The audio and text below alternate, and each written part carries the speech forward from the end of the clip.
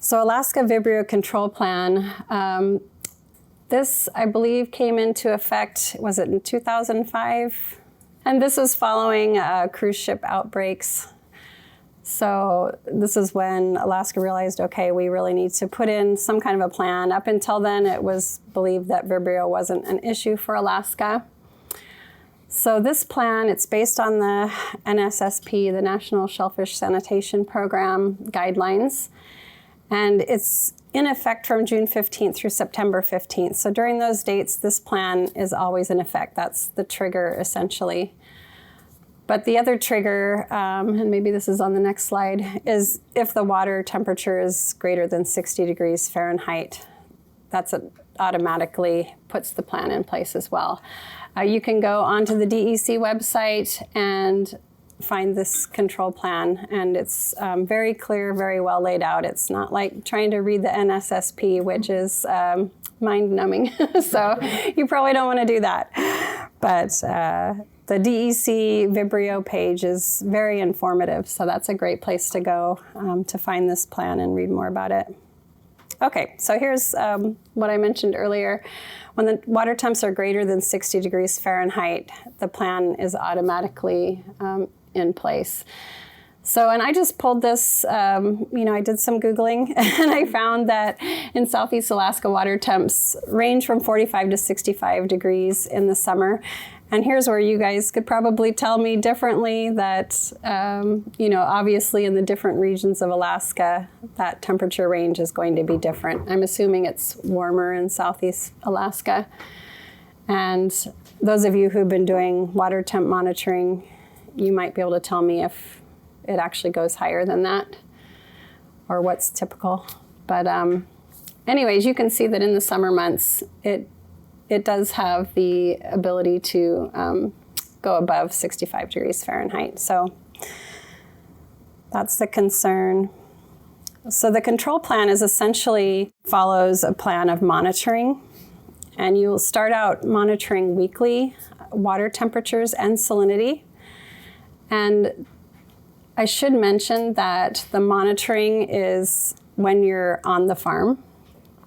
So sometimes you're not on the farm every day, but you should at least be able to get one weekly water temp and salinity measurement, and you should try to do it in the afternoon or the warmest time of the day, so maybe around 5 p.m. And then you'll want to notify DEC if the water temperatures exceed 60 degrees. And at that point, you'll adjust your plan to monitor daily. And here's where it really comes into play that you might not be on the farm every day. So you're obviously not recording it daily, but you're going to record it every time you're on the farm. And this is something that you would just keep your own records. So whether it's in an Excel sheet or a journal, just make sure that you have your records on you. And there are a couple of things that you can do at this point. You can either stop harvesting if you just feel that it's not safe to do so, or you can also lower your gear. I know most of you are using suspended or surface gear, but you can actually lower the gear below the thermocline into cooler water temperatures and leave it there for 10 days. Or you can shorten the time from harvest to temp control. So temp control is when you begin to cool down the oysters after harvesting, and you would just make sure that you're doing that in a shorter period of time. And I'll show you those time limits now. So normally you would want to get it into temp control within 5 hours of harvest. And harvest, by the way, is the moment the shellfish comes out of the water. So the moment it's exposed to air, the first shellfish that you harvest, that is when time to temp control starts. If the water temperature is greater than 60 degrees, you're going to shorten that time. So you want to get it time to temp within 3 hours. And even more so, if you get up to 68 degrees, you have to think about the Vibrio. The growth rate now is really increasing as we get up closer to 70 degrees. So you want to get those oysters cooled down as quickly as possible. And then the internal temp of the shell stock should be less than or equal to 50 degrees within 10 hours of temp control initiation.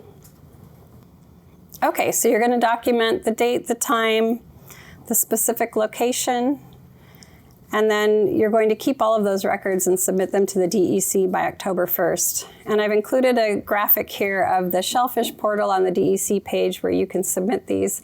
But Carol has told us that you don't have to use the portal. You can also send DEC a copy of your records by October 1st.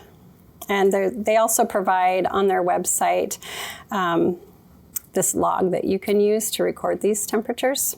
And then you also want to document the time and the air temp when the shellfish or the shell stock is no longer submerged, and also the time and temp of shell stock when placed in temp control. And again, these are just things that you're keeping records of, you're documenting. And then the time of shipment and the temp at conveyance. So when you hand it over to a transporter or a dealer, you also want to record the time and the temperature. And you want to make a note that either it was shipped in a refrigeration unit and pre-chilled to no less than 45 degrees, or that you provided adequate ice to keep the shell stock cool during shipment. Okay, so just some things to remember. VP growth does slow and it nearly stops below 45 degrees. So you can see that getting it down to that temperature is really critical because it will stop the growth of Vibrio.